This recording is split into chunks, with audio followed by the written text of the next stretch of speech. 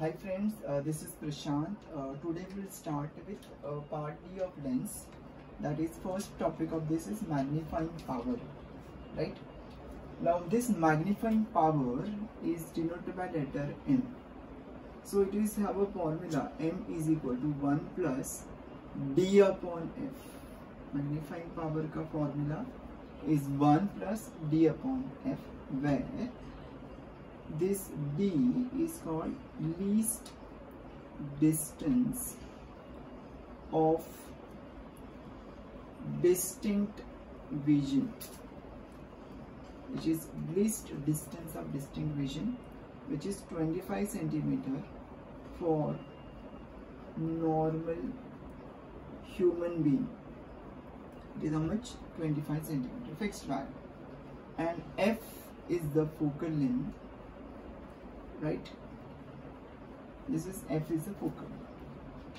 Now in textbook, that figure 5.56, whatever given, is a wrong diagram. Wrong in the sense there is a mistake, there is a correction in the diagram.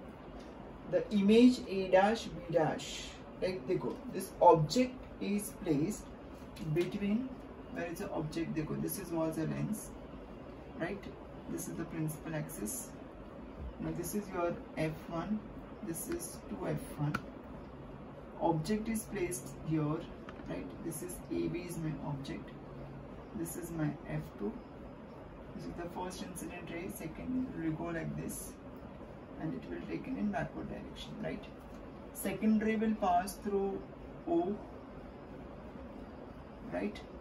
And the image, it will be taken in what backward direction, and they meet at one point. The point at which they meet, your virtual magnified images of it. So in the diagram given, this A dash B dash is given as dark line, which is wrong. It should be virtual dotted line image, right? So that is my correction in that part. So magnifying power is 1 plus D by F. Over here, D is a least distance of distinct vision, which is 25 centimeter, and F is the focal length. Now you can say magnifying power depends upon the focal length, right? It is inversely proportional to focal. But there is a limit up to which you can increase or decrease the magnifying power, right? Now check. If I take, for example, if I take focal length is say 20, focal length is say taken as 5 centimeter, right?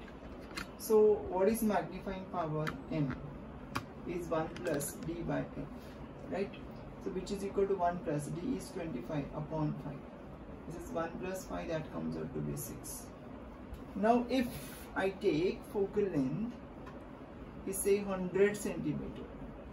So magnifying power M is 1 plus D by F, which is 1 plus 25 upon 100. So that is 1.25, right? So here the maximum value will be 6, minimum will be 1.25. But there is a limit up to which you can increase the magnifying power of a convex lens. This is act as a magnifying glass, right? This is called as what? Magnifying glass, right? Now what are the examples, uses of this magnifying glass or a simple microscope? So this kind of lens is used to read what it is used to read small letters, right? Small letters, something is written in small form that you can find, right? Suppose there is a fingerprint over here. I want to magnify it. I want to check what is the pattern it is. So for that purpose, I am using that glass, which is called as magnifying glass, right? Therefore, this is also called as reading lens. This is also called as what? Reading lens. Now, we have different applications of this magnifying glass. We have different applications of magnifying glass. Now that applications we will study one by one, right? Almost you have already done this part in previous, when we draw that ray diagram. Hareka we have done application, right? The first application, the objective lens of telescope or camera and slide projector is a convex lens. Now what is objective? Objective lens matlab the lens which is close to object is called as what? Objective. Second, in our eye lens is also a convex lens, right? Our eye lens is also convex lens whose inverted image is obtained on retina. Its inverted image is obtained on what? Retina. Now the third point may you have two types of defects. One is hypermetropia and second is what? Myopia. The person who is suffering from hypermetropia is not able to see near object, right? The image form of that object is beyond your retina. To focus that on retina, I am using a convex lens. To focus that image on retina, I am using a convex lens or particular focal length, right? Now the second part of this is myopia. Myopia, a person is not able, not able to see object which is at far distance. So far distant object उनको नहीं दिखेंगे.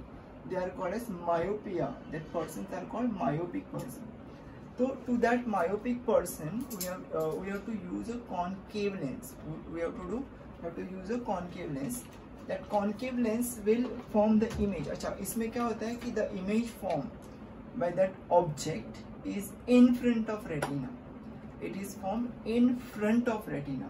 तो in front of retina को हम लोग को थोड़ा diverge करना है. For that purpose, I am using a concave lens. Which lens? Concave. So for myopia, myopia it is concave, and for hypermetropia it is convex. Hypermetropia, convex lens, and for myopia, concave lens. Then you have fourth point is a magnifying glass. Is a convex lens of shorter focal length fitted in a steel or a plastic frame provided with a handle. That is a magnifying glass which is used to read the small letters or object, right? That is magnifying glass.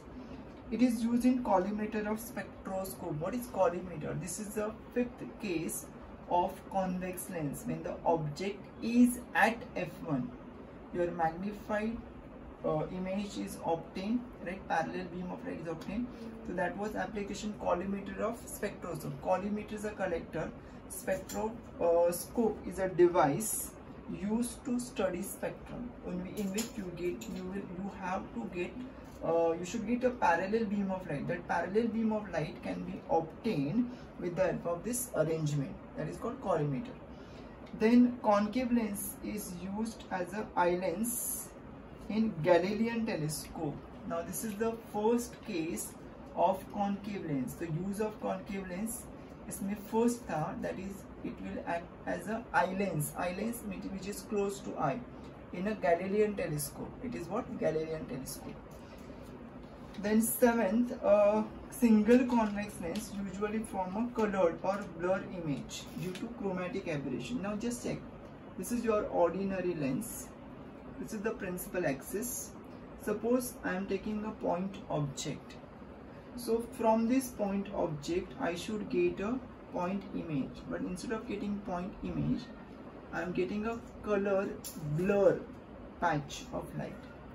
This is called as chromatic aberration. It is chromatic aberration. Aberration is defect. Chromatic is due to color. Now this defect can be removed by using a concave lens along with this convex. So I'm using, this is a concave lens along with this. So due to which what will happen, concave will diverge and you will get only a point image. So instead of getting a blur patch, we'll get a point image. So this lens defect can be removed by using one more concave lens along with convex, right? Now next is a experimental determination of focal length, right? There is a very important diagram. Now how to find focal length? This is there in practicals. So experimental determination of focal length. Now for this purpose I will take the help of convex lens, right? I will take the help of convex lens. Now just check, I have a convex lens of particular focal length, right? I have a focal length of particular convex lens of particular focal length, right? I will just do the experiment, right? Okay, yes, fine. okay, this is my object. So I'm keeping outside window is my object, right? So it is not clear visible over here. Okay. It is difficult to obtain over here. Yeah, this is the point. Say on right hand side of mine, right, there is an object, and if I this board is my screen, this is a convex lens. If I move this convex lens right towards or away, so this is the point, I'm moving away, image is blurred. If I take it close, at one point there is a clear image is obtained. The distance between these two, this lens and the screen, is called as what? Focal length. Distance between screen and lens is called as focal length. This is called as determination of focal length by distinct object method. In a textbook, what is given? You have a tree, right? You have a tree outside the window, and you take a scale, right? Here is a scale. I will slide that convex lens. on that scale. So I am just sliding this convex lens. There is a scale and I am sliding this convex lens. Right? At one particular point, a clear inverted image is obtained, right, of that outside object. The distance between the lens and the screen is called as focal length. That is called as focal length. Now this is there in only for practical, nothing there for theory. There is one more method. The exact focal length is measured by a method called as auxiliary plane mirror method. The method's name is important. It is called auxiliary plane mirror method. Now that diagram is not required, right? That is there for practical purpose. Now there is an alternative method also. Again, it is a type of auxiliary only. It's a plane mirror in front of which there is a convex lens and point object. Pin is a point of object.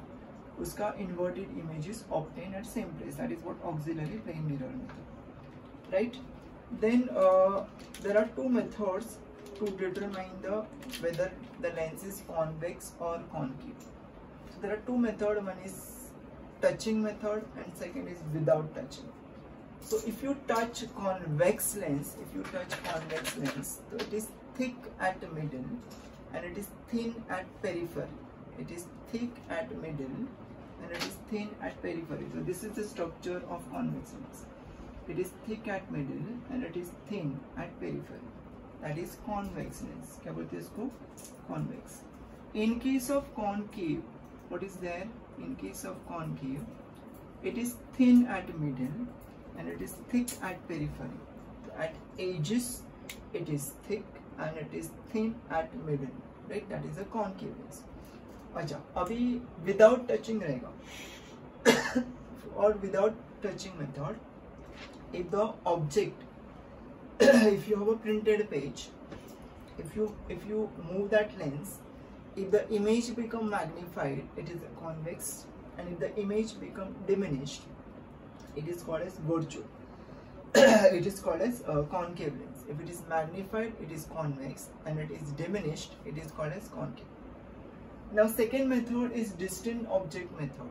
If in case of distant object method, if inverted image is formed, it is called as convex lens, and if the virtual or upright image is formed, it is called as concave lens.